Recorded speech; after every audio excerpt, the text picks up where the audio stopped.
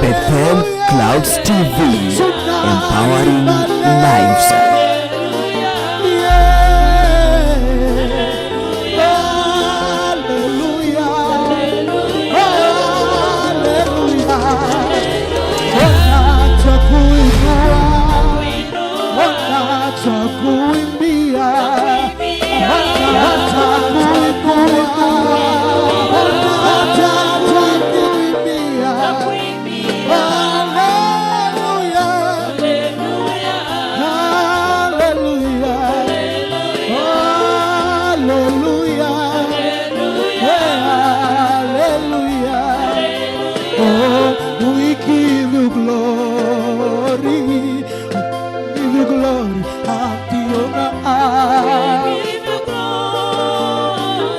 Yes, Lord.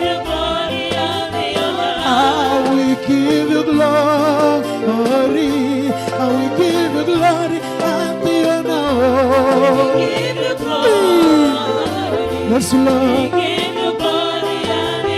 Oh, we give you glory, Abba Father. We give you glory and the honor. We give you glory. Oh, we give you glory and the honor. Tunakupa sifa, tunakupa sifa na heshima.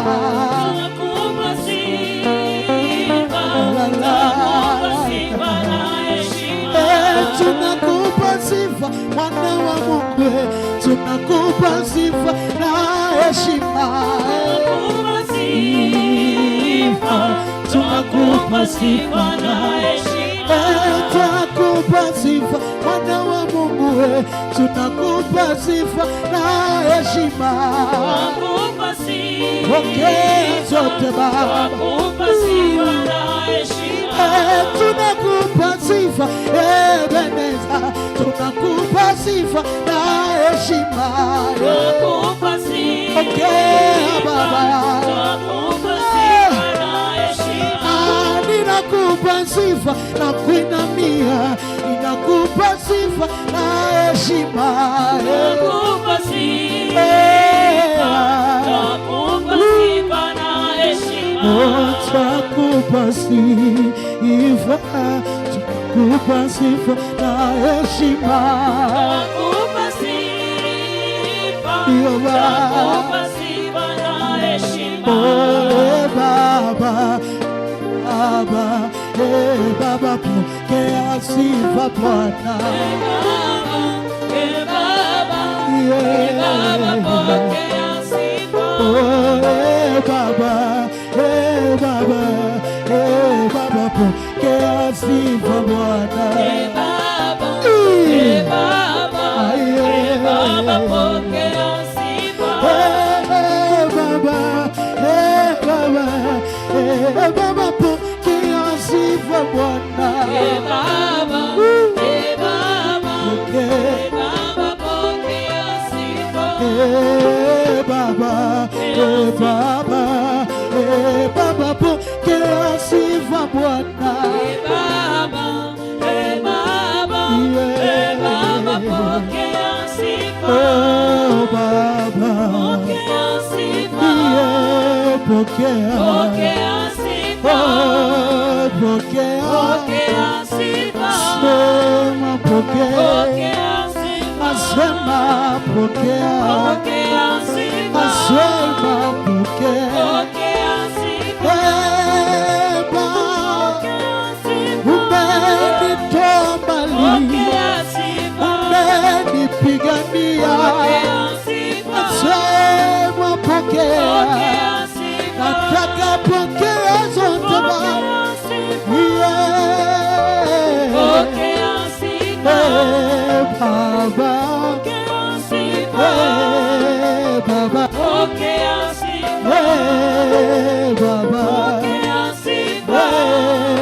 Baba, mikono yako mwambie Bwana, pokea sifa leo. Tunakuinua Yesu, tunakupa sifa Bwana. Uwastahili Jehova, uwastahili mwana wa Mungu, uwastahili Ebeneza. Ni nani kama wewe? Ni nani mwenye enzi kama wewe? Ni nani muweza yote kama wewe? Usinyamaze, mwambie tu neno. Anajua yuko mahali hapa, anajua uko mahali hapa. Anasema niita mwanangu, niita nami nitakuitika. Sema niite.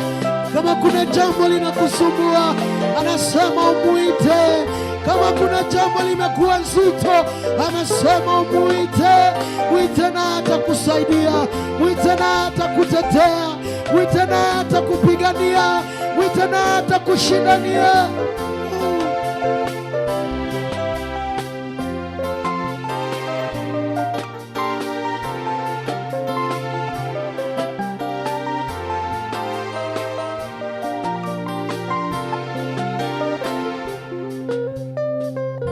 Astahili Bwana. Fungua tu kinywa chako, mwambie Bwana, ninaja na wewe mchana wa leo. Ninakuhitaji siku ya leo. Uko katika nyumba yake, mwambie tu chochote unachokitaka. Yeye wa rehema na rehema. Anafungua malango mahali hapana malango, analainisha njia ya mtu, anaregesha Bwana, anainua toka mavumbini. Ni Mungu anastahili, ni Mungu mwenye nguvu. Hakuna jambo linamshinda. Yale yasiyowezekana kwa wanadamu, kwake inawezekana. Mwisho wa mwanadamu ndio mwanzo wake. Hapo umefika mwisho ndio anachukulia. Hapo umefika Bwana ndio anaingililia. Usikate tamaa. Mwambie niko hapa leo tu. Niko hapa, nataka tu kusikia toka kwako. Nataka kujua tu toka kwako. Naomba kusaidiwa na wewe. Naomba kuongozwa na wewe. Naomba kunenewa na wewe tu Bwana.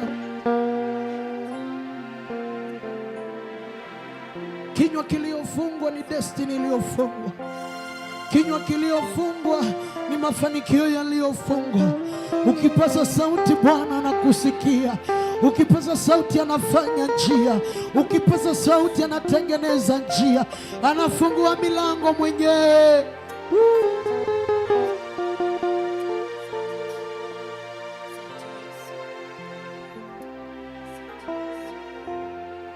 Usinipite Mwokozi, unisikie Bwana unapozuru wengine. Usinipite, usinipite Mwokozi, unisikie unapotembelea wengine. Usinipite, naomba unisikie leo unapotembelea wengine. Usinipite Bwana, ninakuomba leo unisikie unapozuru wengine. Usinipite leo, ninakuomba unisikie unapozuru wengine. Usitupite Bwana, unapoguza, unapokuja kukomboa, unapokuja kuponya, unaposhuka. Usitupite Bwana, usipite Bwana. Asante Bwana kwa mbali umetutoa na hapa tumefika Bwana, ni kwa uwezo wako Mfalme. Hakika tuko na sababu ya kusongea mbele zako na kulinua jina lako Bwana Yesu. Kwa mbali wote aliyeko mahali hapo Bwana, na wale wanaingia mahali hapo Bwana, tunajua tutatoka bure, bali Bwana utasema na nafsi zetu, roho na mioyo yetu Bwana. Asante kwa mtumishi wako, ni asante kwa kila mmoja. Tuandae Bwana, Tuandae Bwana, tupe mioyo ya kunyenyekea, kubondeka na kushuka mbele zako. Ana wewe ni Mungu, zaidi yako hatujapata na kama wewe. Katika jina kuu la Yesu Kristo tunaabudu na kuamini, mtu aseme amen. Salimia jirani yako, salimia tu jirani. Hebu salimia jirani. Ukiona jirani yako salimia, ama tu ama. Ukiona tu hakuna salamu tafuta jirani, wale wako huko nyuma msonge mbele, tafute jirani. We are family. Uko mahali ambapo panafaa. Haleluya. Uko mahali panafaa. Nataka tumsifu Bwana.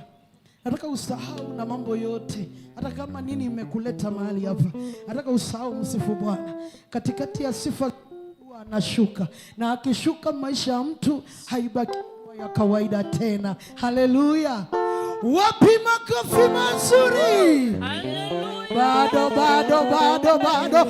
Weka makofi vigelegele kwa Yesu. Bwana. Bethel Clouds TV. Wacha tu utanifuata tu. Leo Bwana nimeona ni mkono wako kwangu. Leo Bwana nimeona ukiniinua. Leo Bwana nimeona ukinitendea. Leo Bwana nimeona ni mkono wako kwangu. Leo Bwana nimeona ukinitetea Baba. Leo Bwana tumeona ni mkono wako kwetu. Leo Bwana tumeona ni mkono wako kwetu. Leo Bwana nimeona ni mkono wako kwangu. Leo Bwana nimeona ukiniinua. Leo Bwana tumeona ukituponya. Leo Bwana tumeona ni mkono wako kwangu.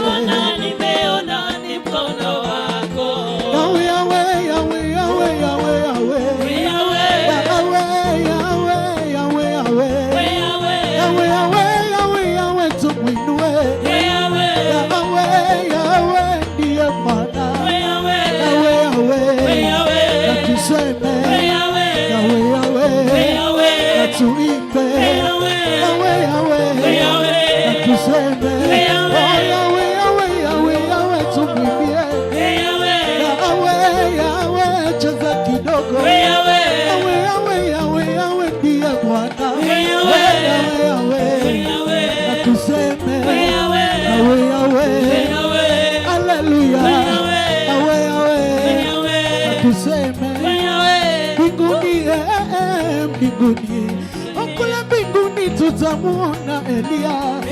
Kule mbinguni tutampanguzwa machozi. Kule mbinguni tutaimba tukuzwe. Kule mbinguni tutamuona Baba. Kule mbinguni tutaimba haleluya. Kule mbinguni haleluya. Kule mbinguni tuseme mbinguni na tuimbe mbinguni. Kule mbinguni tutamuona Baba. Mbinguni tutapanguzwa machozi. Kule mbinguni mbinguni na tuimbe kule mbinguni. Haleluya. Weka makofi yetu. Pikachu. Weka makofi juu.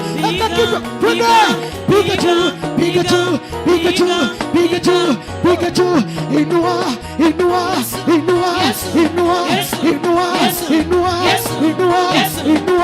Bariki.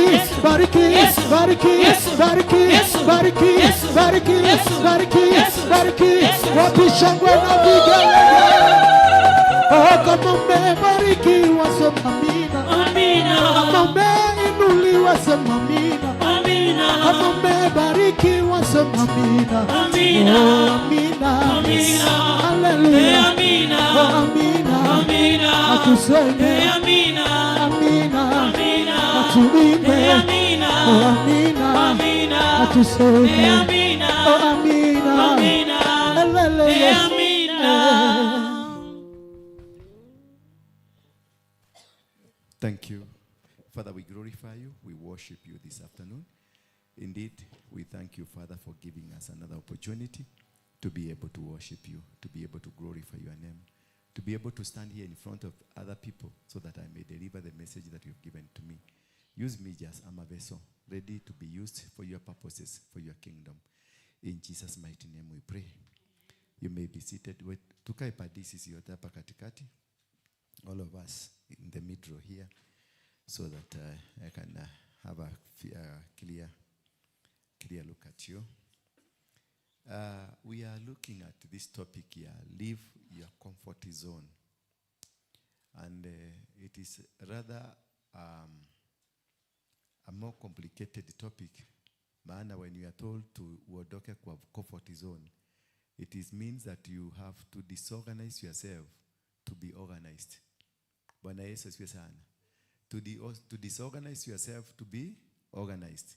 Because when you get out of your comfort, it means that you are getting out where you are settled. Then you get into a new territory that you don't know. When God wanted to bless Abraham, alimwambia aondoke kwa baba yake, aende mpaka ile nchi anaenda kumubarikia. There is two factors here. He was told by God to get out of the father's compound because he want to bless him. That is one thing, being blessed. And how to be blessed is another thing. Because God confirmed to him, it is your season, imefika. But because it is your season, siwezi nikakubarikia where mahali uko, lazima uondoke. There are moves that will happen in our lives that we have to forfeit many things that we are doing for the blessings of God to come. There is that comfort that you've enjoyed all your years. Umekuwa umefaulu, umefanikiwa kwa mambo mingi sana hiyo area. Lakini God want to give you a more better position than the position you are occupying now. And the new better position that God wants to give you, it cannot come in the environment you are in. Why? Because in that old environment, the environment you are existing, the environment ambayo is full of familiar spirits. It's full of your friends. It is full of your enemies. It is full of people that know you. And this one can never allow you peace to be able. There are people, because you are umekuwa mezoeana na wao, the environment yuko kule area ambayo umekaa inakujua, ulilelewa huko tunakujua, ulizaliwa huko tunakujua, maisha yako ni huko tunakujua, mulicheza na fulani tunakujua, then blessings or expansion cannot come until you make a decisive move to get out of that area. You will receive a new expansion and a new direction of life. And that is why you keep asking yourself, why will God ask Abraham aende ijigine ndio aende akamubariki? Was God not capable of taming the father? Have you ever asked a question? Because God was removing Abraham from his father because his father was an idol worshipper. Was God afraid of Terah? And why would God tell this man ationdoka wede bali maana nataka kukubariki? Why was he not capable of blessing this man in this area, that territory? Those are $1 million questions that you need to ask ourselves. Was God afraid of Terah? Was God not able to contain Terah or even to kill Terah? If he wanted to bless Abraham, why will he ask Abraham to go instead of killing this man who can stop his blessing? Because he had already identified Abraham kama mtumishi wake, the father of faith, the man that will bring back a new generation, the father of faith, and also the man that will bring a generation that was lost. And this man had been identified, this is the man that will produce, na atalete vizazi vingine vikue vingi, na watu wataongezeka kupitia kwake. Abraham was on an Abrahamic blessing. Already God had already blessed him while kwa baba yake. Maana wakati aliondoka na ngamia karibu 5,000. Aliondoka na mbuzi na makodoo, aliondoka na mafarasi, aliondoka na mapuda, zote zilikuwa kwake. Meaning this man was not a poor man. This man was operating on a blessing. But why would God want him out of that place? Was God not capable? Did God sense some defeat? Because that is a big question that you need to go. Yani Mungu aliona akaona, I can be defeated by this man. That is why I don't want this man. And again, he told this man, don't tell anybody where you are going. By him God refusing to tell him you are going to a particular village. Kwa hivyo Abraham alitoka kule bila yeye kujua kule anaenda. So God decided to make this man go blindly. Bwana Yesu asifiwe sana. And those are the factors that we need to look at. And what happens to you when God is about to bless you? What will happen to you when God is about to lift you? What will happen to you when God is about to change your name? Because God now is ready to change you, and ready to bless you, and ready to change the name they normally know about you. Because the village mate, wale mlizaliwa na wao, wale mlimelelewa na wao, wale mmefanya kazi na wao, wale mmeishi na wao in that village, they know you, and they know all your weaknesses. Abraham, his weaknesses were known by village mate and his father and his family. And therefore, God did not want him to interact with his family members because they knew him. So when he will go back to tell them, God is going to bless you, they will not listen to him because already this Abraham was a wicked man. Hakuwa mtu very strong. Hakuwa mtu ambao kuna capacity ya kuambia watu ati Mungu amesema. So God deliberately removed Abraham so that he can go and bless him somewhere else where no forces will stop him. Where no forces will jeer him. Where no forces will say huyu mtu najua. Ndio unaona wakati mwingine in the ministry like this one, utaona mlikuwa mkifanya kazi na watu, unaona watu hao wameondoka. It is not that they have gone in bad faith. Ni Mungu amewatoa. Kwa hivyo mkiona mtu ameenda pale, ujue piga makofi, maana kuna Mungu, huyo mtu ametolewa because you are about to be blessed. Na ungebarikiwa ununue gari mpya, Mungu akupatie na gari mpya, ungesikia hao ndio wameanza kuongea. Wao ndio wangekuwa wakosa kusema, unaona huyu jamaa anaendesha magari makubwa na washirika wote wako pua, hawana magari. Inaonekana huyu mtu mimi namjua hakuagi na pesa, ametoa wapi gari? Huyu mtu labda kuna kitu kingine anaabudu, si ile Mungu tunajua. Maana you are familiar with the spirit of poverty ambayo iko mahali hapo. Kwa hivyo unauliza kama vile kuuliza Nazareti, ni nini kizuri kinaweza kutoka huko? Because people here are familiar, completely familiar. Hakuna kitu kizuri kinaweza kutoka huko. Bwana Yesu asifiwe sana. Kwa hivyo tunaenda kuangalia stepping out of your comfort zone to unknown through faith, courage and divine strength. Bwana Yesu asifiwe sana. Through faith, courage, and divine strength. Kuhama from one village to another village is not crime. It is divine. It is godly. Bwana Yesu asifiwe sana. Kuhama kutoka hapa kwenda nyumba nyingine, it is God. Sometimes God will remove you from this territory, akupeleka territory nyingine. Na ukienda ile territory nyingine, unaona umepata kibali. Anaweza kukutoa hapa, akupeleke Nakuru, uende Nakuru na upate kibali. Unashindwa watu Nakuru walitoka wapi? Na Nairobi ni struggle. Unaweza kuwa unakuwa naishi Gong, upelekwe Rongai na uone maisha yako inabadilika. When I used to live in Gong, I used to struggle very much. I was very popular, I was very strong, I was so powerful, but I was struggling. Because that is where I started the actual life. Warafiki wangu wote walikuwa huko. Na ile territory ilikuwa imenizoea na mashida zangu. But the day I made a deliberate move nikaenda Rongai, my life changed. Marafiki wangu wote wa Gong wote waliondolewa. Nikaenda Rongai, nikapata watu wapya na maisha yangu ikabadilika na nikakuwa mtu ambaye sasa anaeleweka na kila mtu. Na nikapata nguvu nyingine ambayo sikuwa nayo na nikapata vibali vingine sikuwa navyo because I moved. I was able to move. That is what happened to Abraham. For Abraham to receive divinely blessing, lazima agiondoka kwa mamlaka ya baba yake. Sio kwa sababu Mungu hawezani na kupigana na baba. Sio kwa sababu Mungu hawezi kuwezana kupigana na baba kumuondoa ndio Abraham abarikiwe. Lakini kuna kitu kitakukosi ustruggle. Yes, God will bless you in a territory imejawa na wachawi. Sasa wewe utakuwa na power ya kupigana na wachawi, and they will use that opportunity kukucontain hapo. Sasa kila siku utaamka ukipigana na nani? Na wachawi. Utaamka kila siku ukipigana na warogi. Utaamka kila siku ukipigana na wagaga. Utaamka kila siku ukipigana na maroho ya baba yako. Meaning you will not be able to execute what God has given you. You will not do things real time what God has given you. You waste much of the time ukijaribu kupigana na vitu hazieleweki. Ukijaribu kupambana na mahewa, ukijaribu kupambana na wachawi na masherati na nini, utakuwa the spirit that will contain you itakuwa ikikuzungusha tu hapo. By the time you come to realize yourself, waste time. And God does not operate in wastage of time. God operates in season and time and area. So because God is a God of season, God is a God of time. So the devil will use that opportunity ya wewe kukucontain mahali pamoja. By the time you realize yourself, season imepita. By the time you realize yourself, the time is gone. By the time you realize yourself, the area has contained you. That is why God will act you, will bless you while in the area that he has chosen for you. And number 2, while you are in the season. And number 3, the time must be accurate. God operates that way, and he will give you the next move of your life because of time. Anajua ni Jumatatu saa 3 asubuhi ndio baraka yako itakuja. And God works in split second. God does not work in minutes. God does not work in hours.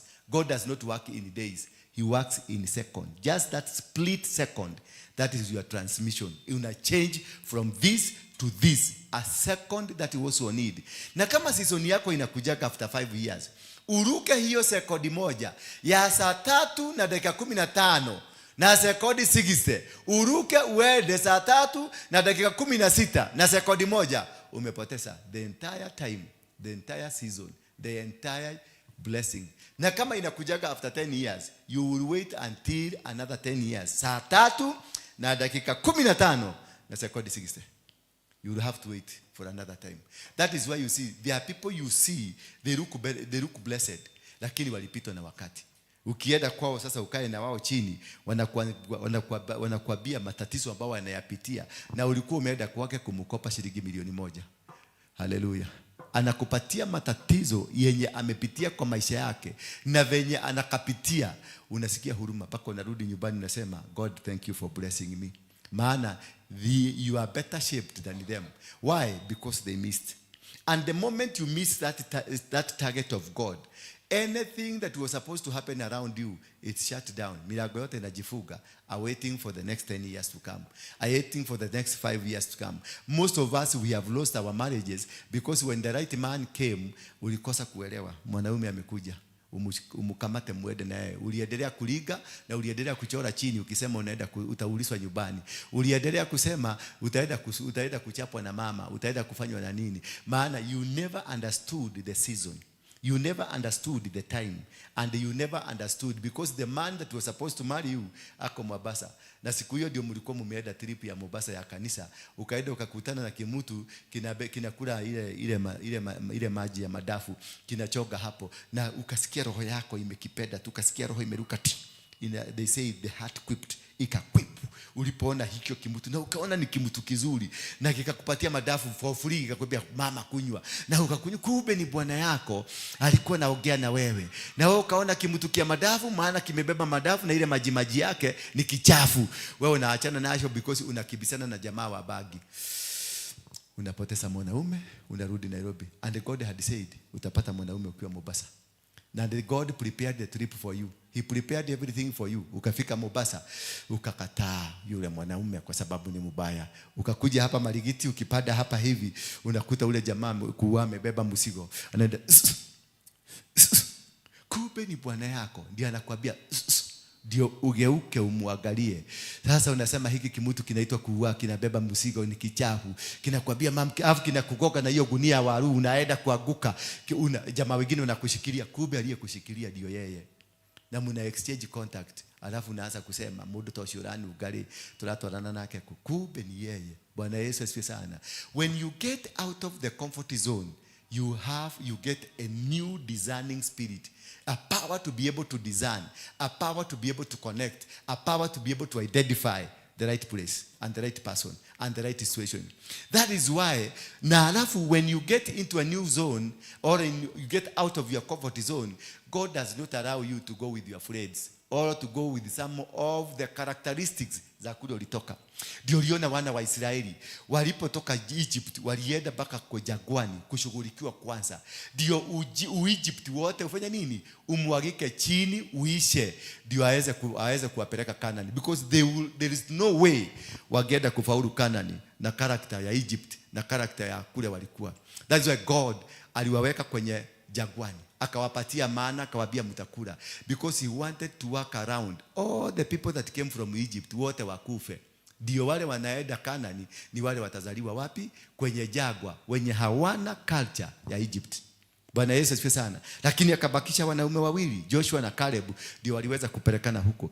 God will never allow you to get into the Egyptian mentality into Canaan. He has to shed it out. He has to bring it down. He has to destroy it. So that when the blessings come, they will come from a ground of neutrality. A ground where you don't mix the cultures. You say, we used to do this. Where no experience will work. Where no purposes of the past places will work. That is why some people will be removed from your life. That is why some businesses will be removed from your life. That is why some characters will be removed from your life. Because you are continuing to go to a new place and you are not supposed to carry the past places into the new places. Because the new past places may turn to become gods. May turn to become things that you will worship. Because you will carry all the worships of that other place to the new place. And God wants you to be pure and clean. Therefore, God will not allow you to go. He told Abraham, do not go with anybody. But because Abraham was that old man that was used to the environment, he chose to go with the son of his brother. And that was his major undoing. Some of us, when we are told to move from one area to another area hiyo ingine, we carry the baggages of the places we came from. And these baggages ndio zinakufanyaga uchelewe, ndio zinafanyaga ushindwe kuingia, ndio zinafanyaga ushindwe kuelewa wakati Mungu anakubariki. Maana they come with experiences. They come with hivi ndivyo tulikuwa tunafanya. They come with education and the teachings of the past places. Guka alikuwa anafanya, shosho walikuwa anafanya, mami walikuwa anafanya. Unabeba the culture which God did not want. Because when he was telling Abraham to get out of comfort zone, it's because of the culture of his father. He wanted this man to be pure. He wanted this man, when I'm going to bless this man, he will not be associated with the culture of his father. But he chose to carry his nephew. Is it a nephew? Ama mwanaume ndio nephew? Yeah, he decided to carry his nephew.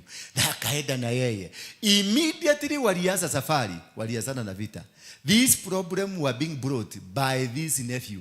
Maana Mungu hakuwa na intention ya kusababishia Abrahamu vita. Lakini Abraham alijibebea vita. Kuna vitu ambavyo viko katika maisha yetu tumekataa kuacha. Kuna kaguo umevaaga kana kuleteaga disaster. Maana kaguo hako ni kamungu kako. Kaguo unasemanga ati haka nikivaa nikiingia kwa ofisi watu kuna milango inafungukaga.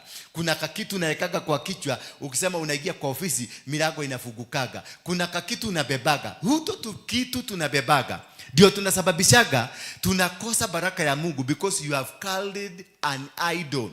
This son, this nephew of his, alikuwa na madhabahu ya Guka. Alikuwa na madhabahu ya baba yake Tera, ya Guka Tera.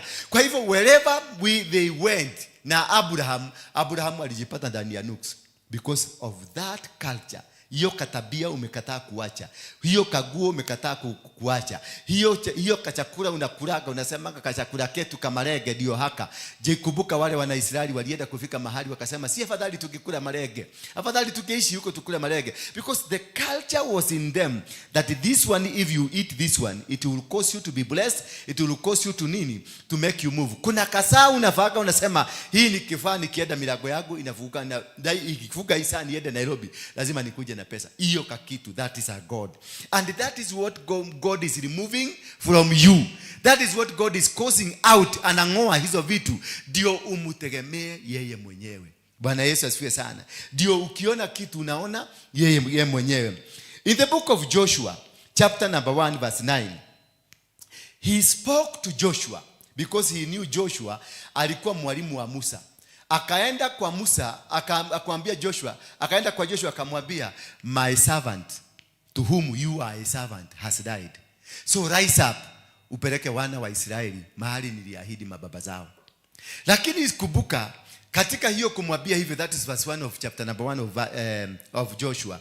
Lakini Mungu kwa verse 9 anamwambia, have I not commanded you? Have I not commanded you? Be strong and of good courage. Be not afraid, neither be thou dismayed, for the Lord thy God is with thee. Bwana Yesu asifiwe sana. Alitaka kumhakikishia, usiogope wala usifadhaike, maana mimi niko na wewe, nitaenda na wewe. Because he knew very well this man has an Egyptian mentality. Ataanza kuogopa. Na maana alijua he has always worked under Moses. So he wanted to disconnect the Moses spirit from the Joshua spirit. Bwana Yesu asifiwe sana. He wanted, because all these people believed in Moses. Because Moses alikuwa anagoga maji, basi dunia inapasuka, maji watu wanapita ndani. Alikuwa anaangusha fimbo inabadilika na kuwa nyoka. Alikuwa anafanya miracles, alikuwa anafanya vitu vikubwa. So these people had a belief in Moses. And Moses now is gone. And they were trained to have that miraculous belief that there is a miracle that is going to happen. There is a power of God will happen. So they had a belief that without Moses hatuwezi kuenda. Na Mungu ameondoa Moses, ameweka Joshua. Sasa he had to prepare Joshua.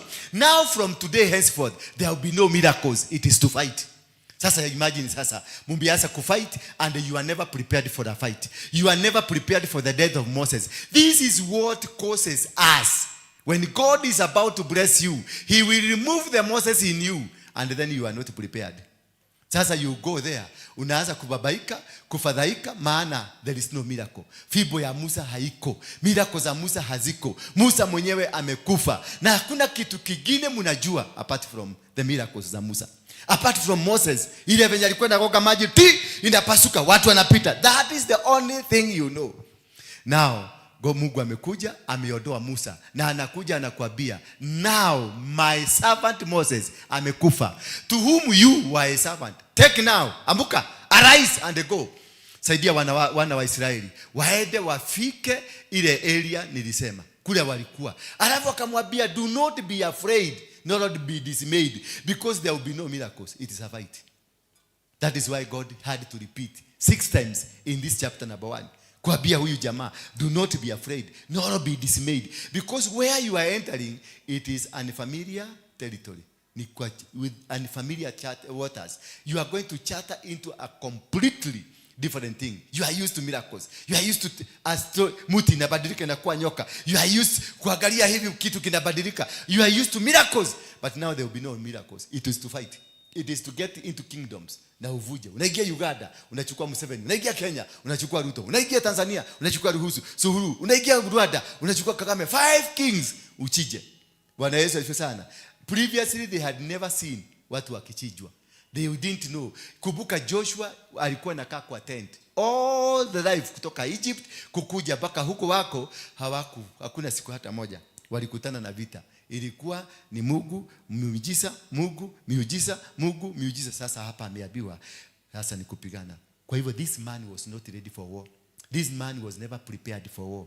When God is about to bless you, he will take you to a zone that you are not prepared, because he want to remove your self-reliance and he put his reliance. Ndio ikue unasema ni Mungu alinisaidia, ni Mungu alituwezesha. Because when God is transferring you from one zone to another zone, he takes away your self experience and puts in reliance yake. Ndio kila kitu ukisema unasema ni Mungu. Unasema kama si Mungu hatukiweza. Haki hapa ni Mungu. Mungu alitusaidia.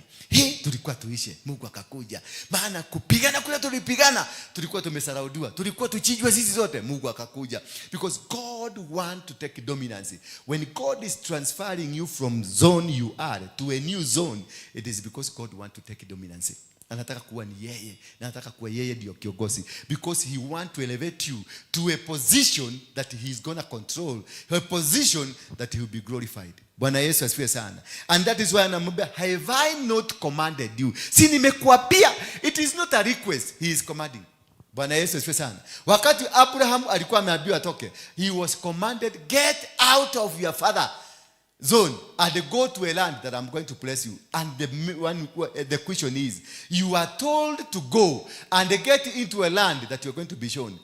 Meaning, you don't know where you're going. It's how this is where now God wants you to rely on him.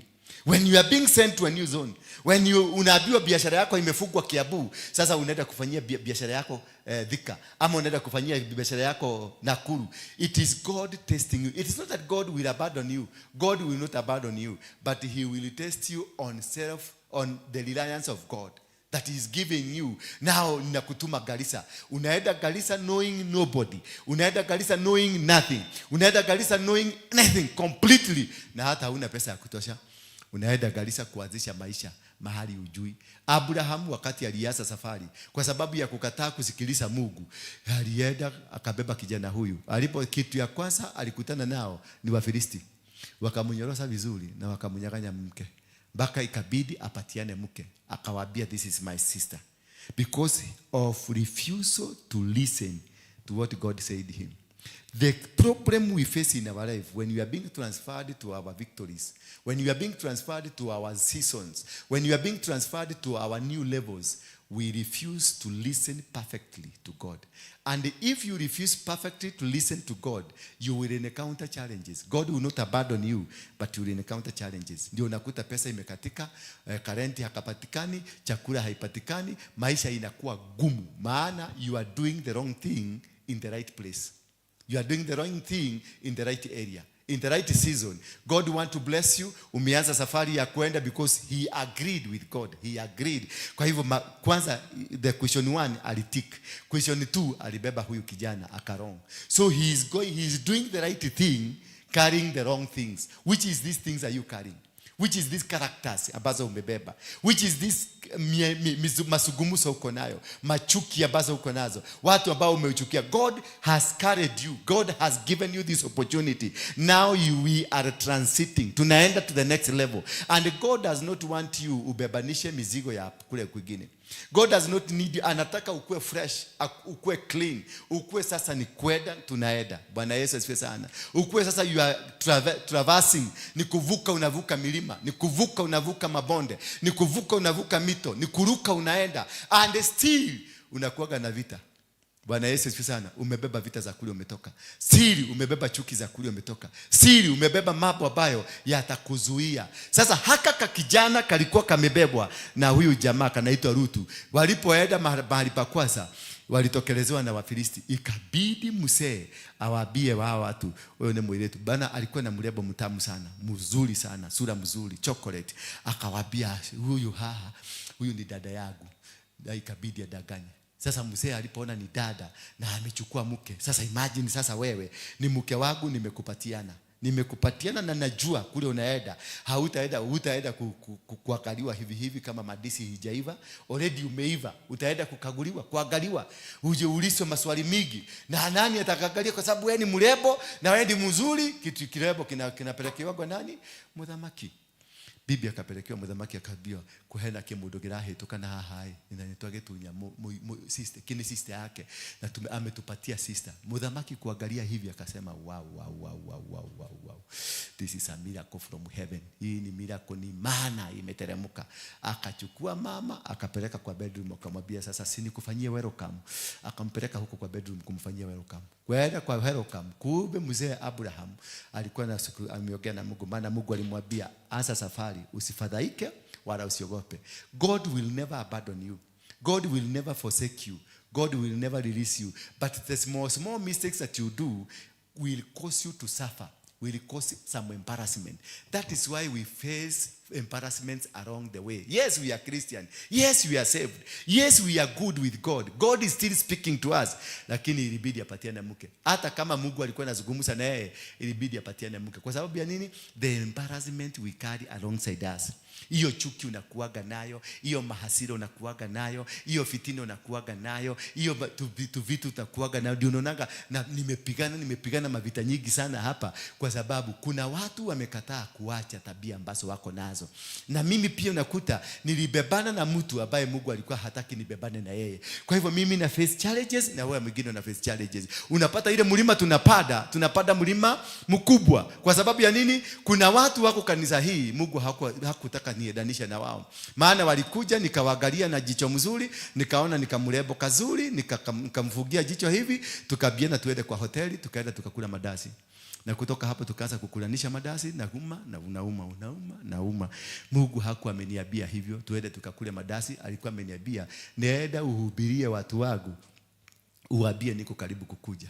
Na mimi wakati nilikuja nikaangalia kasura kamekuwa kazuri, nikafuga jicho moja, tukakutana na hapo. Tukaenda, badala nimwambie badilisha njia zako, mimi nikamwambia unakaa mtamu sana na unakaa mzuri sana. Tukaenda kwa mahali, tukapumzika, tukasikia, tukawachana na Mungu, ile plani Mungu alikuwa nayo, tukakuwa na kaplani ketu. Sasa kaplani hako ndio katafanya ni mimi nikuwe stagnated, nianze kuinukiwa vita, na wewe utainukiwa vita, because you have deviated from the plan of God. The plan of God was do this, follow this, enda hivi. Wakati huyu mjamaa alibeba kaka kijana, na wewe umekuja umebeba tule tutabia. Maana niliambiwa nikuja nikwambie wacha usharati. Sasa katika badala nikwambie wacha usharati, tulienda na wewe kufanya usharati. Simuona sasa nimefanyika Karutu na wao mimi nimefanyika Abraham, wewe ni Rutu. Kwa maana umekuja tumeenda Karojin, yes nimesikia vizuri, nimeenjoy, lakini safari yako imekuwa gumu. Nitakutana mke wangu, nitampatiana kwa Wameleku. Sasa Wameleku akakuja akaangalia mtu ni mzuri, akamuigiza kwa nyumba. Uzuri naye Mungu haachagi mtu mwenye amechagua. You can delay the process in this man, you can delay the process in this woman, but you cannot stop the mission in him. That is the good thing when God has chosen you for a mission, that you can delay. Unaweza kuniletea vita mingi, unaweza kuniletea matatizo mingi, lakini licha ya matatizo Mungu bado atanishika tu mkono. Nitaenda na matatizo hiyo akininyorosa kiboko. Maana Mungu hawaikagi nyahunyo chini, anaendaka kikwambia no kweli ndio jina kau. No kweli ndio anaenda kunyorosa pole, lakini safari itaendelea. Sasa Musa huyu jamaa akapatia na mke. Alipopatia na mke naye Mungu akateremka, maana kuna ahadi Mungu alikuwa nayo. When you are on a mission of God, there is a covenant you have with God. So usibabaike ati watu watakupiga, usibabaike watu watakuinukia. He was told, have I not commanded, be strong and be of good courage, because I'm going with you. Bwana Yesu asifiwe sana. Anajua utakosea, anajua utafanya mistake. I am not going to abandon you, I am not going to release you, lakini najua utafanya mistake. Ndio alimwambia, have I not commanded you? It is a command, it is not a request, because he has already chosen you, and he is not stopping to use you because umefanya makosa aleta mtu mwingine, because the train imevuka, imeanza kuguruma na imeenda. Na train kama imeenda, so ile kitu Mungu atafanya, ataenda kukurekebishia huko kwa barabara. Sasa hapa ndio unapata Abraham amepatiana mke. Alipopatiana mke, Mungu akajua mke sio mwenye makosa, Abraham ndio mwenye makosa. Kwa hivyo mke hatatumiwa vibaya. Bwana Yesu asifiwe sana. Mke hatatumiwa vibaya. Wakati Mungu alichungulia hivi akaona Abraham Abimeleki amejitayarisha, ametoa koti, ameanza kufanya muscles hivi, ameanza kurukaruka, amefanya gym kidogo, ndio aendelea na kasi hiyo nyingine. Naye Mungu akazima kabetri. So ulimtamaki kwenda kupata kabia mama tuende kwa room. Mama kaenda kwa room because you are helpless. Ukikataa kidogo unaona maskari hapa watakuchija. Na mdhamaki unasikia huyu ni mdhamaki ametishia mpaka bwana yako, mpaka kabidi bwana akupatiane. Ilibidi hapa aende huko akubali. Wakaenda kinyumba mzuri, iko na ile kitanda ya 6x6 comfort, na iko na doctor's mattress mzuri. Lakini despite of the good things in that house, mdhamaki kasuchi kalifinywa. Bwana Yesu asifiwe sana. Mdhamaki akajaribu ikakataa. Akasema dinamia nikiturari ile wai. Mnaona ni kama ni nini tulikula? Anaambia hapana, si tulikula ile chakula ya kawaida. Na kwa nini mwili yako inakataa? Anaambia hapana, hata sisi hatuelewi. Ni kwa nini? Tulikula kagine jana. Hapana, kagine sikadaweka mtu anakuwa na joto. Ama mlikula kanyama kanafanyaka vizuri. Sasa wakajaribu all the factors what could imesababisha hii kitu. Wakaleta mtu mwingine akachukua Magdalene akaambiwa ingia hapo ndani. Alipoingia mdhamaki akaingia huko, mwili ikakuwa sawa kabisa. na Magdalene akasikia vizuri, wakaenjoy life. Wakasema nidagera leo nidagera. Gari ni aruruma. Kurudi huko gari tena ikazima. Hai, akauza kwani iko nini na huyu mama? Wakaleta wagaga wa huko wakaitwa kuja tuangalie ni nini iko hapa. Mzee akaangalia, simama hapa. Wakarusha bogo kwa, wakamwambia mwili ni mzuri na iko sawa sawa na mashini iko sawa sawa. Kabla rudi. Wakarudi huko tena gari kakakwama. Ikabidi waende mpaka kwa Abraham. Wamuulize huyu mama ni nani? Wewe kwani ni nani? Ndio wakamwambia, "Bona huku tuambia." Naona nugi atore hideria thina. Kwa hivyo Mungu anajuaga kuprotect hiyo kitu.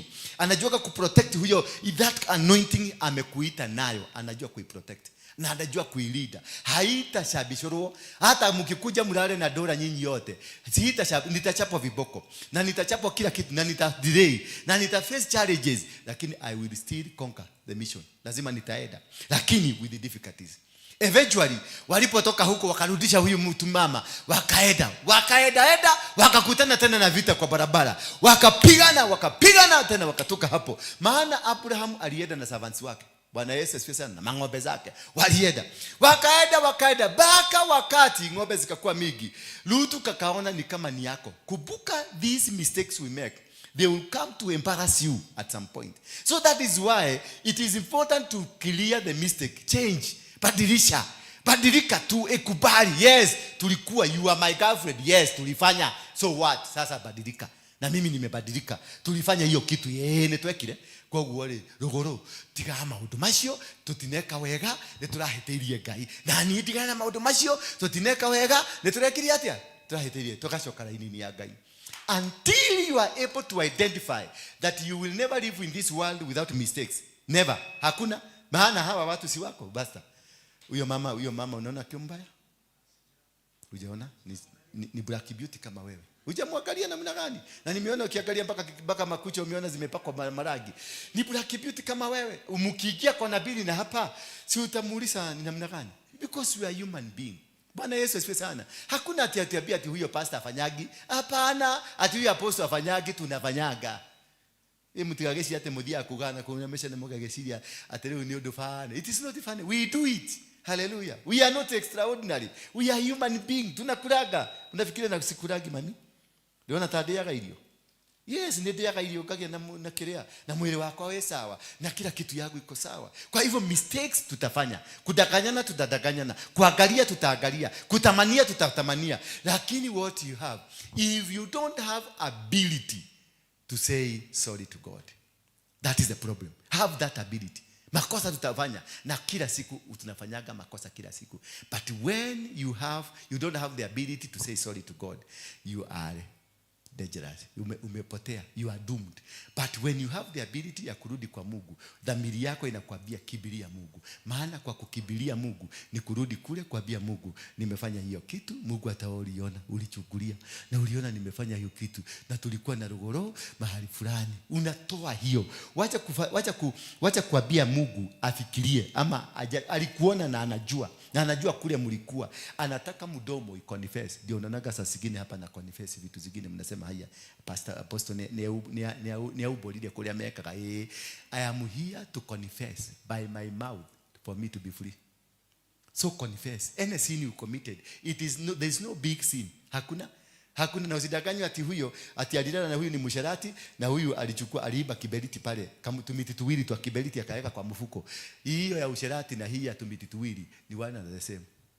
Bwana Yesu asifiwe sana. Usiambie ati huyo mtu analalaga na wanawake na huyo mwingine anasema analalaga na wanawake, anaangaliaga wanawake. Hello, we are the same. Huyo wa kulala na huyo wa kuangalia. Tulitamania, tulifikiria, iliingia kwa akili. We are one and the same. Pray to God akupatie ability to repent, ability to confess, ability to turn back, ability kugeukia dhambi ndio uweze kwenda mbele. Maana hii safari lazima. Abraham akaulizwa swali, mbona hukutuambia huyu ni mke wako? Akawaambia ndio sasa nimegundua makosa yetu. Na akamwambia si ungefanya tupigwe. Karibu tupigwe. Kama mdhamaki, imagine mdhamaki, embarrassment ile umeletea mdhamaki. Una imagine Ruto sasa alikuwa ameshika Waiguru hapo, wameenda na Waiguru alafu Waiguru anamwambia babe. Ruto anamwambia anajifanya ni Kasimu. Unajua sasa ukishidiwa hapo unajifanya ni Kasimu. Hello. Ati amefanya nini? Wamechoma KICC. Wacha nikuje.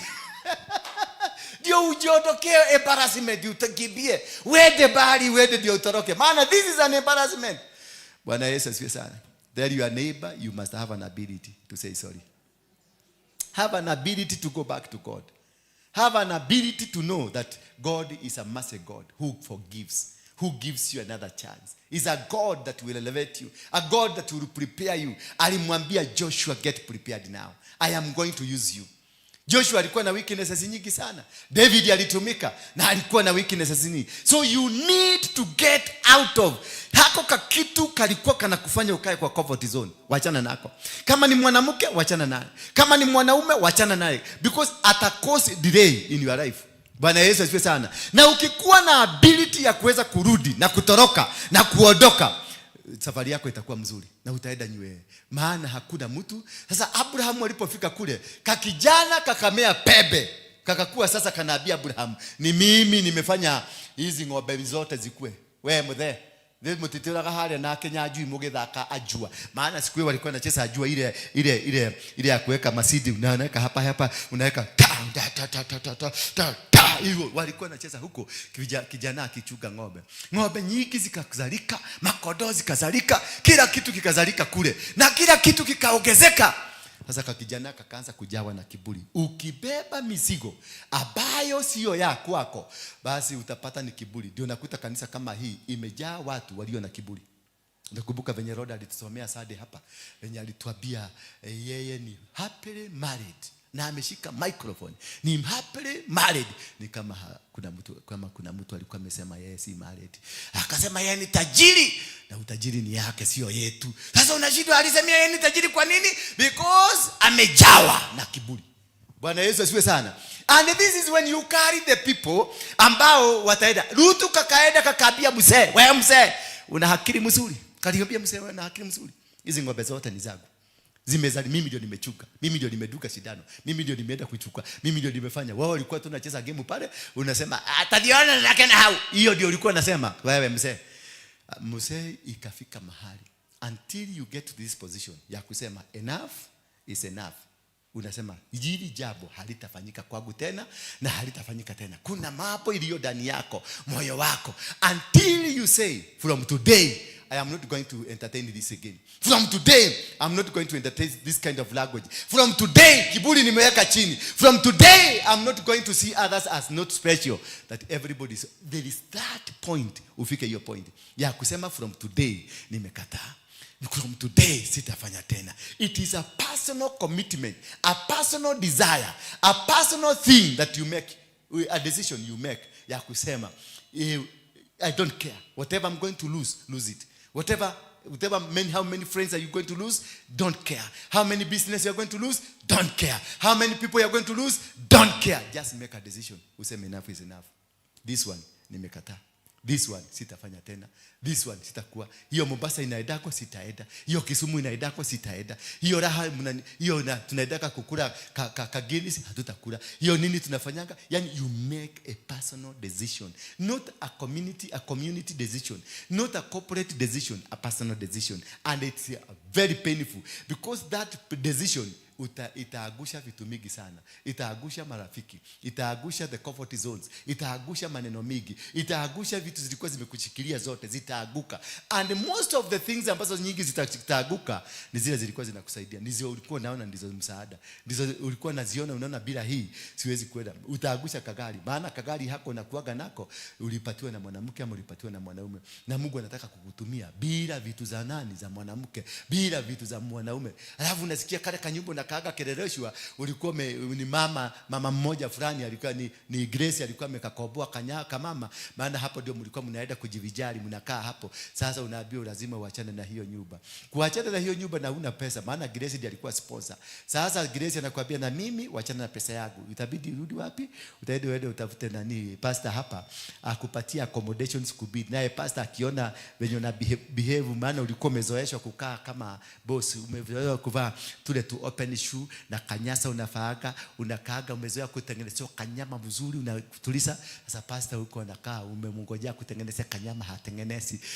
Au pastor ni hasra anakujaga saa 6 usiku, maana na yeye kwake hakukuagi na tupesa sana, anatembeaga kwa marafiki na huko anakuja kama ameshiba. Sasa wewe ulikuwa umezoea kupatia kwa kanyama, kupatia kwa tumayai asubuhi, kupatia kwa kaumuleti asubuhi, la kaumuleti hakuna. Sasa unaambiwa you have to start again afresh. Sasa pastor anakuambia fanya hivi, pale Mukuru kuna nyumba za 100 ngapi? Za 500.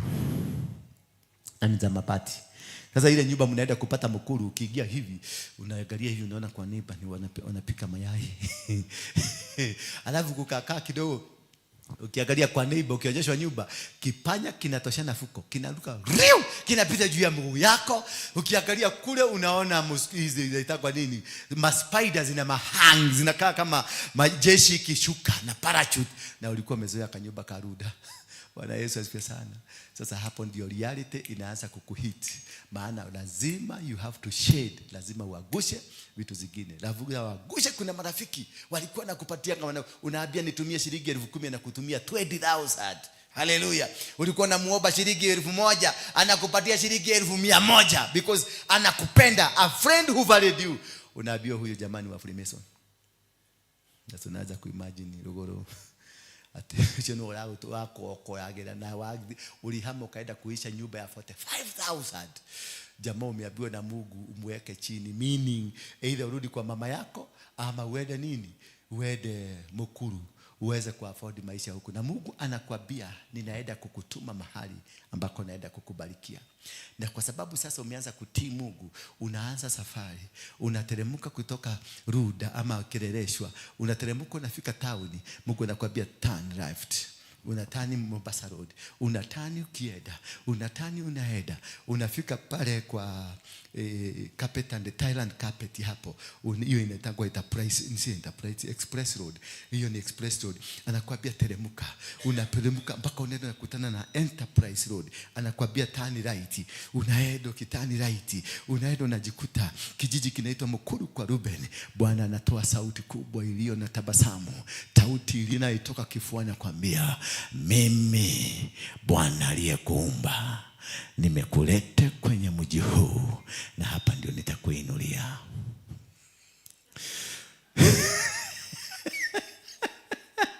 Sasa unaangalia kwanza kabisa, unaanza kushika kasimu uende kama kako safe, unashika mkichwa uangalie kama iko safe, maana the zone you are about to enter ni ile unaonaka kwa TV inaitwa Mukuru kwa Ruben. Na hapa ndio Mungu anasema this is where I am going to bless you. Remember where you kama kodoro ulikuwa unalalia ile inaitwa doctor's mattress. Kuna mtu amekulalia doctor's mattress hapa? Unajua doctor's mattress ni gani? Umekuilalia? Ndio nalaliaga. How comfortable is this? Roda Maria, umekulalia doctor mattress? Ni ule? Hallelujah.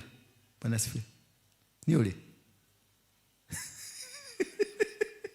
Sasa unatoka hapo, unawacha hizo vitu zote, unateremka, unaenda Mukuru. Kitu ya kwanza unapata watu wa kwanza wanakupokea ni watu wa Chang'aa. Wamama wa Chang'aa, Mungu anakuambia uhubiria hawa. Immediately unanena, Bwana sifiwe. Bwana anasema mnaenda, unaona bila hata kuhubiri sana wameokoka already. Na hao ndio watakupatia pastor kuja kwetu, uende ukakae kwetu, tutakupatia kanyumba. Ukienda kanyumba unapata wamekuwekea makatoni, hapo ndio unalalia makatoni. Na hizo makatoni ziko mpaka na kuguni zinakuja. Alafu mosquito nyumba hiyo jioni, ile mosquito utasikia angels from heaven. Yani ile kazi utafanya ni hii. Alafu bracket kio ulipatiwa kinanuka makojo. Hallelujah. That is when God is dealing with you. That is when God is coming clear to tell you, now I am ready to use you. Wakati mtu anaitwa Abraham alifika kaona Rutu amekuwa kejeli, alimwambia enough is enough.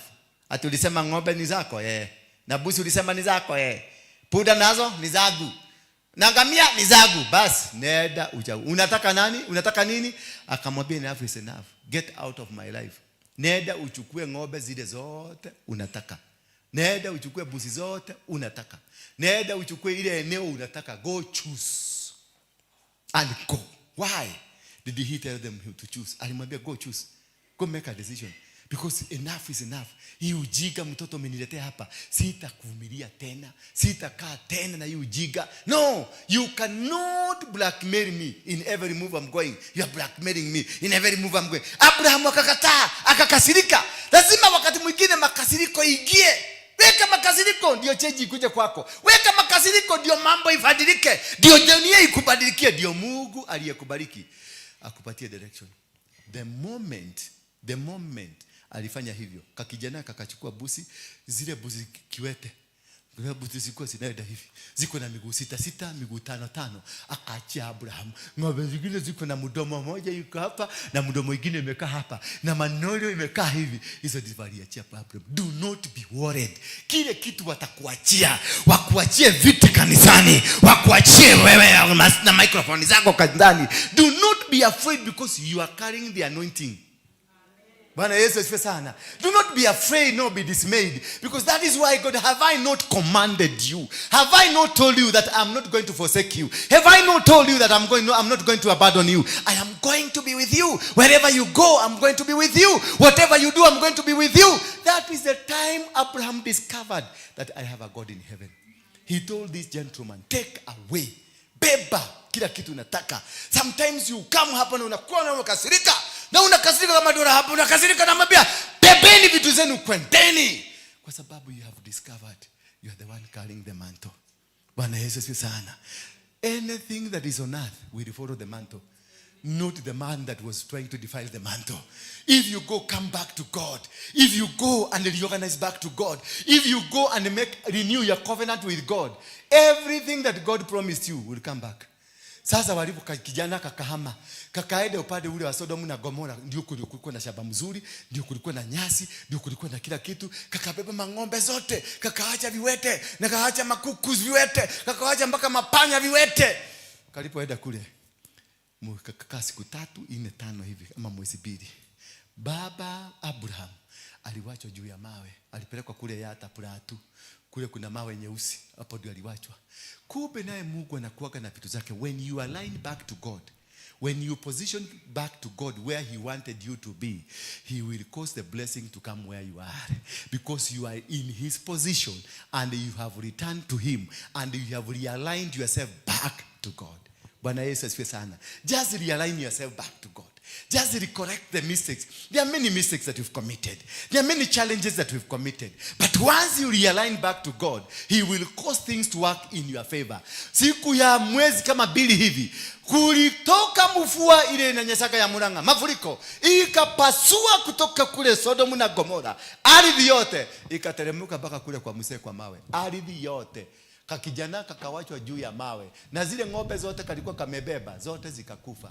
Kakawachwa bila ng'ombe. Muse ng'ombe zilibebwa na teri. Unaimagine dunia ikitembea mpaka na ng'ombe, ikitembea mpaka na ngamia, ikitembea na kila kitu, because dunia ni ya Mungu, ng'ombe ni za Mungu, na Abraham ndiye amebeba anointing ya Mungu. Akarudishwa vitu zake, akaletwa udongo, akaletwa kila kitu, and the entire place ikakuwa another blessing for God. Bwana Yesu asifiwe sana. Just realign yourself back to God. Just reposition back. Arrange yourself. Kuna vitu vingi lazima vitapotea. Waachana nazo. Zisikulilishe. Maana Mungu atasirudisha tena. Anything that was eaten by the cankerworms and the grasshoppers, itaregeshwa kwako when you go back. When you realign your back with God. When you get out of the comfort zone and you go to the zone that God wanted you to be. Abraham aliregeshwa vitu zake. Kakijana kalienda Sodom na Gomora. Hallelujah. Kalienda, you can imagine what went to happen to him, because the boy was now helpless. Alikuwa hana nyumba, alikuwa hana mahali pa kukaa, ilibidi aende akakae na watu wa Sodom na Gomora. I can imagine. Just imagine yourself what went wrong. Nini ilienda kufanyika huko? Kwanza kalikuwa kamgeni. Na ukule kwa watu wa Sodom na Gomora, walikuwa naona kamgeni. Wanakachakamukia, wanasema kanikagu ama kagu, mpaka wanaekelea pesa kwa meza, wanasema nani dada ni goyo ni wako. Kakijana kalienda kakashughulikiwa. Bwana Yesu asifiwe sana. Tell your neighbor, rudi kwa mahali Mungu alitaka ukwe. Just mwambie tu. Chokelera Ngai. Get out of that comfort zone. Huyo mama mko na yeye anakufurahisha, wachana naye. Hicho kimzee unakaaga nacho kinakufurahisha, wachana nacho. Hiyo biashara unafanya ambayo sio ya Mungu, wachana nayo. Hiyo mambo unafanya ambayo si ya Mungu, wachana nayo. God is gonna give you another new. Abraham wakati alifanya maamuzi yale, what happened? The Bible says and his eyes opened. Hallelujah. Kwa hivyo kuna watu unaweza kuwa ulikuwa unatembea na wao katika maisha yako, watu walikufanya macho yako ikafuge. You are blind not because you are blind. You are blind because there is baggages ulibeba. You are blind because kuna vitu ulibebeshwa na shetani. That is why you are not able to see the business that you are about to see. That is why you are not able to see that good thing that you are about to see. Because ulibeba mizigo zingine ukafanyika blind. Ulibebeshwa vitu vingine ukafanyika blind. When Abraham made this drastic decision, the Bible says, macho yake ikafukuka. Bwana Yesu asifiwe sana. Kisha Mungu akakuja. Wakati tukisoma kutoka siku ya baba yake mpaka siku hiyo macho ilifunguka, we have not heard of God in the life of Abraham. Hatujasikia Mungu. Alikutana na watu wakanyang'anya bibi, alikutana na Wafilisti wakapigana, alikwenda wapi akakejeliwa. We have not heard of God until when he made a decision. God came and opened his eyes. Akamwambia namna gani? Tazama kule macho yako yanafika. Tazama, mwambie mwenzako tazama. Tazama kule macho yako inafika. Hiyo ndio ardhi yako. Akaambiwa turn to north, akaturn to north. Akaona mpaka mahali dunia inashikania. Akaona huko ni kwangu. Akaambiwa turn to south, akaturn to south. Akaangalia akaona kule. Akaambiwa west, east, north, east na north west zote akasiangalia. Akaambiwa hiyo yote ni ardhi yako. Kumbuka walikuwa wanapigania eka 10 ya shamba. When the whole world is yours. You may be fighting for a small position when the whole world is yours. When the whole things are yours. Weka chini, mwambie igathe. Weka chini hizo tabia. Kuna tu character unakuaga nato. Tu character umebeba. Weka chini. Tuna maneno masegenyo unakuaga nayo. Weka chini. Tuna marafiki uko nao. Weka chini. Kuna ka boyfriend uko nako. Weka chini. And see what God will happen. What God will do to you. Your eyes will open. Unasikia nani? Unataka nani? Bidha. Unajua mpaka jina yako imeanza kupotea. Bidha. Umesikia? Wacha ujeuri. Wewe ni jeuri mama, jeuri baya sana hapa ikanisa. Wewe ni wacha ujeuri ya Ukamba. Na sasa unaletaka badala ukileta ujeuri ya Kitui. Sasa unaletaka ujeuri ya Mwingi. Na watu wa Mwingi hata wajui kuroka. Watu wanajua kuroka ni watu wa Kitui. Kaa chini. Wacha ujeuri. Heshimu, fanya wengine kana wengine hapa. Heshimiana. You have a good, wewe ni mtu mzuri, umesoma. Ni mtu uko na mambo yako mazuri. Tujenge hii nyumba ya Mungu isimame. Bwana Yesu asifiwe sana. Badilisheni tabia zenu. Tujenge hii nyumba isimame. Mungu atatubariki kuvyetu. Mungu atatubariki kwa njia zote. Tuko nazo, tuko na uwezo, tuko na mamlaka because we have a God. Anasema, have I not commanded you? Be strong and of good courage. Be not afraid, neither be thou dismayed. For the Lord your God is with you. God is with you. He will never abandon you nor forsake you. Aliprovia Abraham, I will never leave you. The promises aliambia Abraham, he fulfilled. Hata watoto wake walipojaribu, Isaka alijaribu kwenda Egypt kutafuta chakula. Mungu akakumbuka, I have a covenant with this family. Akamwambia usiende Egypt, rudi. Akampeleka Ai. Kufika Ai 6 years kulikuwa na dry. Hakukuwa na mvua 6 years. Hakukuwa kumewahi kunyesha ama kupandwa kitu yote. Mungu akamwambia hapa ndio nakubarikia hapa. Jamaa akauliza Mungu aje sasa. Hapa kuna siku 6 years. No what? Mungu akamwambia I have a covenant with your father. Bwana Yesu asifiwe sana. Can you go and retrace your covenant with your father? Your covenant that you have with God. The covenant that you have with God. This is most important. He told you ukiingia Nairobi I'm going to be with you. He told you ukiingia kwa hiyo ndoa yako I'm going to be with you. He told you ukiingia kwa hiyo biashara yako here I'm going to be with you. Just not be afraid.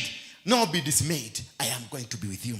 Tuangalie kitabu cha Wafilipi. Weta kwa Mafilipi. Wafilipino ama ni Wafilipi?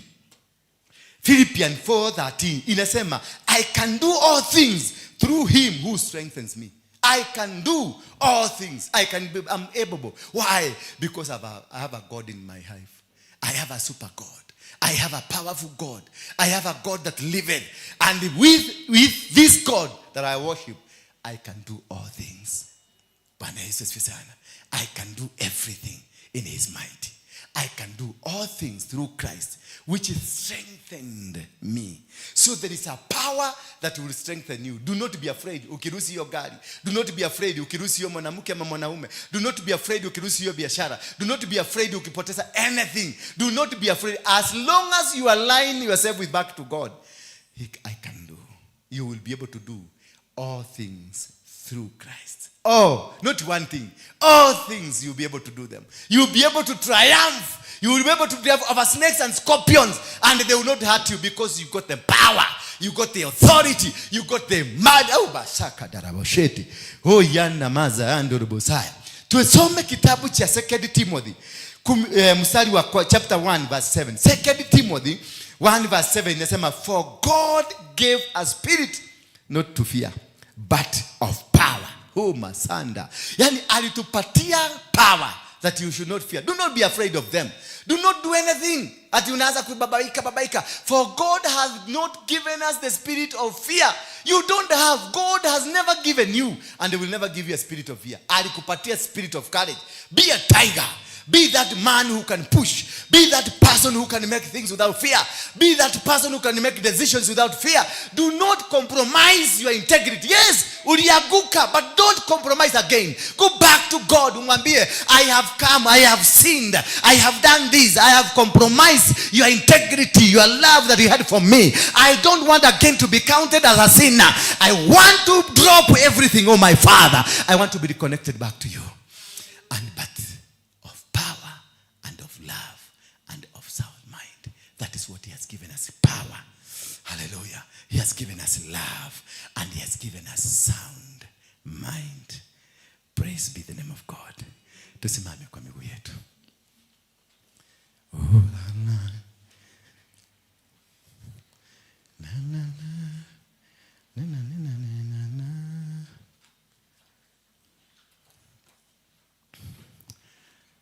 Oh. Shikeni sadaka zenu, leteni hapa, mwekelee hapa. Wekeleeni hapa. Yes.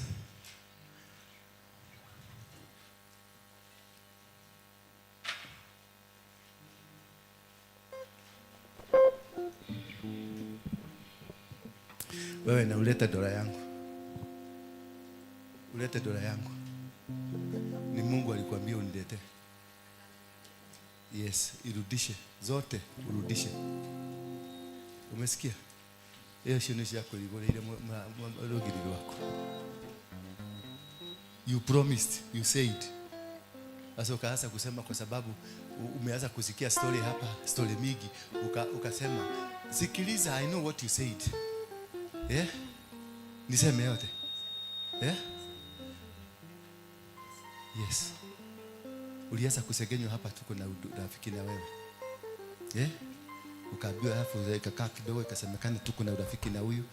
Na unajua hata pia ulikuwa na akili yako. Na huku tuko urafiki na huyu, tuko na urafiki na huyu. Sasa ukasema, this is too much. This is too much. This servant of God. This is too much. Hii maneno nasikia akisemwa, this is too much. Ukawithdraw. Niguo yekire kana tiguo yekire? Niguo yekire kana tiguo yekire? Yes, because God had made a covenant with you, and you have a covenant with God that you will serve him, not man. Do not serve any pastor. Do not serve any apostle. Are you getting me? Do not serve any man. Serve God. Come, go to church because of God, not of that pastor, not of that person. No. Do seek that relationship with God. When Abraham alipata back the relationship, what happened to him? His eyes opened. Your eyes, kuna deal nyingi zimekuwa cancelled because of that. Yes. Na zingine zilikuwa za over 100 million because of $100. Ukafikiria unitateseka. Yes. That is what happens with you. Change and rely. Remove any reliance on me. Bwana Yesu asifiwe sana. Kuna wengine naonaga wakisikia si yuko hawatakuja. Wewe ni kubafu. Sema kubafu. Ati huku kuja kwa sababu don't worship me. I'm a human being like you. Mimi nipatiwe tu ka platform nikuzungumzie. Haleluya. Na nisipofanya hivyo nafanya hivyo kusugumusa, ninataka kuchapa vipuko. Halo. Mimi naigesa kwa hapa na nyorosa vipuko. The good thing I know to go bio kurudi kwa Mungu na kumwambia nilikosea. Umesikia? Mnasikia?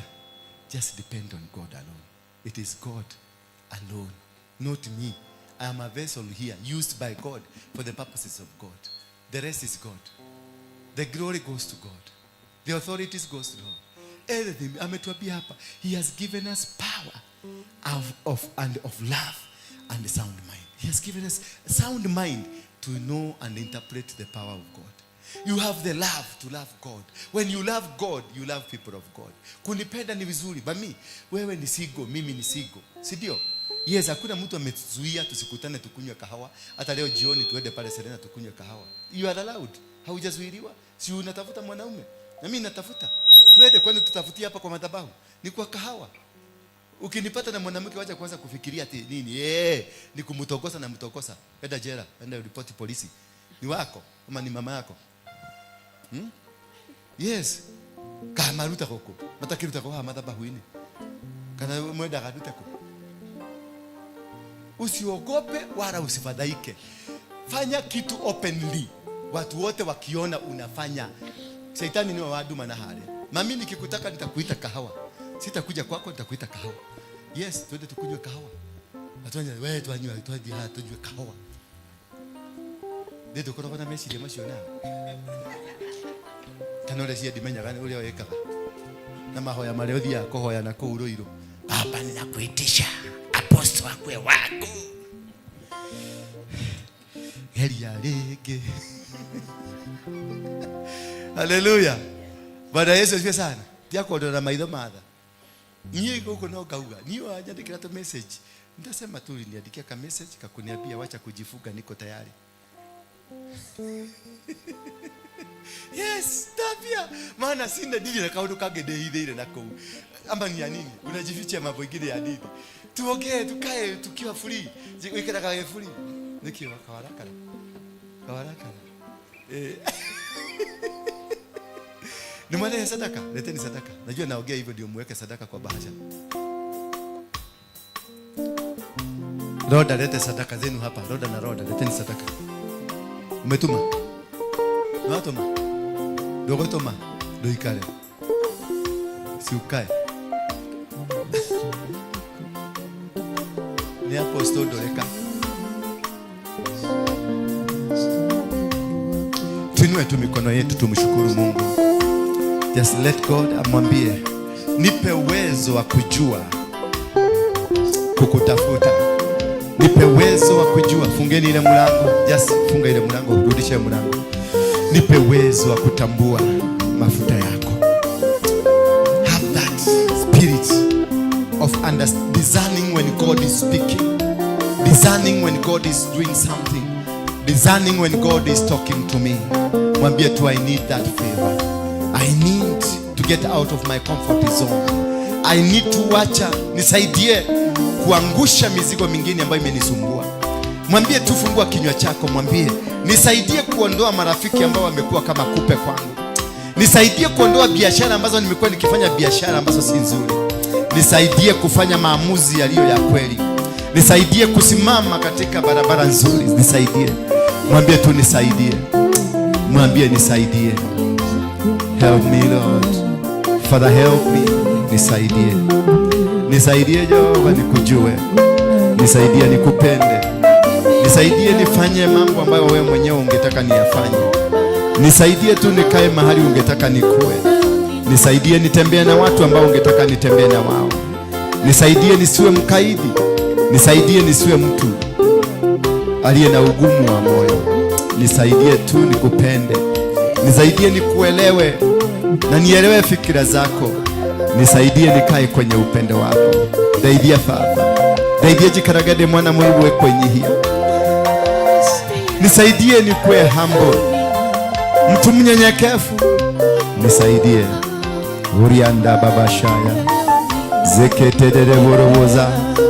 Hendelelelele borinaza. Yekendelelele bosa yabodondo yosa yarara. Yakanda mama mazoko ndororo serere.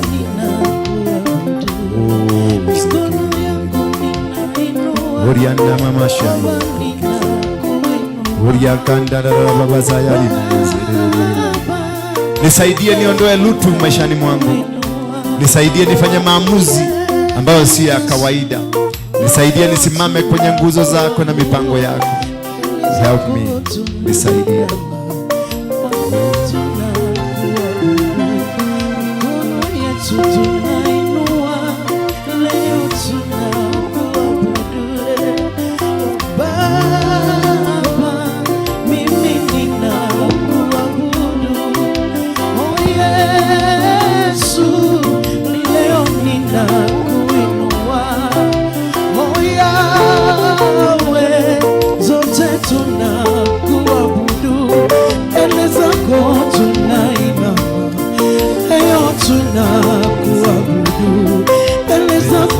Tunashuka Baba, ayo tunakuinua, ayo mikono tunainua, Baba tunakuabudu, ayo mikono tunainua, Baba tunakuinua, sema Yawe, mimi ninakuabudu, sema Yawe, Yawe.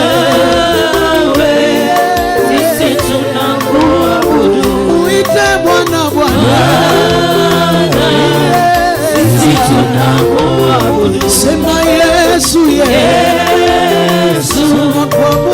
tunakuabudu, mbele zako tunainama, tunakuinamia, mbele zako tunainama, tunakuinamia, hayo mikono yetu tunainua, tunakuabudu. Inua mikono yako juu nikuombe. Baba muumba mbingu na dunia, ulituambia tuondoke tuende kwenye mahali ulitaka tukue. Wengi wetu tukakosa kukusikia. Wengine wetu tulikusikia lakini tukawa wajeuri. Wengi wetu hatatu kukusikia maana tulikuwa busy. Baba, tumegundua makosa yetu na ndio maana nimerudi hapa kwenye madhabahu yako. Ndio maana mshirika huyu amekuja kwenye madhabahu yako kutafuta uso wako tena. Maana kejeli tulioipata barabarani, kejeli tulioipata katika mizunguko, kejeli tulioipata kwenye safari zetu imekuwa ngumu, imekuwa kubwa, na tumeshindwa hata kunawiri, tumeshindwa hata kuvuka, tumeshindwa hata kufanya jambo lolote. Umang'ana ujeuri wetu umetusababishia mateso. Tumekumbana na mawingu na majanga mbalimbali. Mawimbi yamekuwa makubwa, tumeshindwa kwenda. Safari yetu imekuwa ngumu, safari yetu imekuwa ya mateso, safari yetu imekuwa ya kukejeliwa, kudharauliwa na kuonewa. Tumenyimwa mpaka chakula, tumenyimwa kila kitu, nafasi zetu zote zimechukuliwa. Tumeishi katika mazingira mazito yaliyo ya aibu kwa sababu tulikosa kufanya mapenzi yako. Baba, watoto hawa wameinua mikono juu wakisema wamerudi kwako. Mimi pia nakuinulia mikono yangu kusema nimekuja kwako, na kuomba tu msamaha wa yote ambao nilijaribu kujijengea, maneno yote ambao nilifanya, usherati ambao nimewahi kuufanya, wizi ambao nimewahi kuufanya, na mipango ambao nimefanya kupitia kwa mapendeleo yangu na mapendekezo yangu sio ya kwako. Baba, nakuomba tu msamaha. Nakuomba msamaha kwa ajili ya mtoto aliye kwenye nyumba hii, huyu mama, huyu dada, huyu mvulana na huyu msichana na huyu mzee, wote ambao wamekuja hapa kutafuta wewe. Tumekusikia ya kwamba ulituagiza tukaondoka kwenye mahali ambako tulikuwa tunajivunia, mahali ambako tulikuwa na comfort yetu, tukafanye huduma, tukafanye kazi yako, tukafanye biashara ambazo ulitaka tukazifanya, tukakuwa kwenye malengo ambayo ulitaka tukue nayo, tukakaa katika misingi ambayo wewe mwenyewe ulikuwa tunataka tukakue. Baba, nakuomba tu kwa niaba ya kanisa hili, kwa niaba ya nyumba hii yako, maana haya ni madhabahu yako, wote ambao ni wahusika kwenye madhabahu haya, wamama na wazee na hata wazee pamoja na watoto, wavulana na wasichana wote, Baba, naungama pamoja mbele zako kukuomba msamaha. na kuomba tu msamaha ukaweza kunisamehea. Mimi kama mkuhani kwenye nyumba hii nimefanya mambo mengi ambayo yalikuwa ni chukizo kwako. Nimehubiri, nimesimama, nimeongea na nimenena kupitia kwa kinywa changu, kupitia kwa mwili wangu, kupitia kwa macho yangu, kupitia kwa masikio yangu. Nimetenda mambo ambayo sio mazuri. Naungama mbele zako. Naungama Baba mbele zako, katusamehea. Nishike tena mkono, maana niko tayari tena ukanitumie kama chombo chako. Jinsi ulivyonitumia wakati ule, jinsi ulivyonitumia juzi, jinsi ulivyonitumia nikiwa mlimani. Baba, nakuomba tu kaweza tena kunishika mkono. Pia watoto hawa, kumbuka kuna kipindi uliwatumia kwa njia kubwa sana, hadi wakati kejeli iliingia ndani yao. Nakuomba Baba ukawatumie tena, ukawashike tena mkono, maana wameinua mikono kusema wamesarenda, wameshindwa, wamepata giza, hawakuelewa. Abrahamu mtumishi wako alisema enough is enough, akamuondoa Lutu kwenye maisha. Baba, mimi naondoa malutu zozote zile kwenye maisha yangu ili nikatumike kwako, na ni katika jina la Yesu Kristo naomba na kuamini. Somebody say amen. Amen. God bless you. And now may the grace of our Lord Jesus Christ and the love of God and the fellowship of the Holy Spirit be with us now and forevermore. Amen and amen. Again, may the grace Bethel Clouds TV, empowering lives.